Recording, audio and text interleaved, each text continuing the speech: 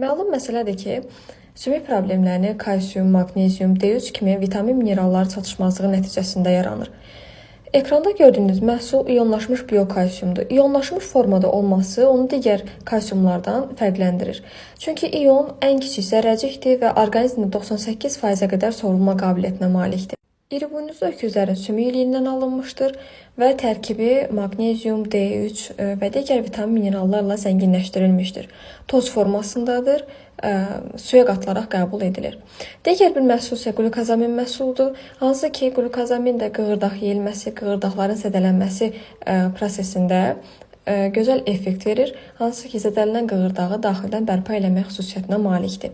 Belə ki, qlukozamin də iri buynuzlu öküzlərin qığırdağından və balıq qulağının tərkibindən alınmışdır.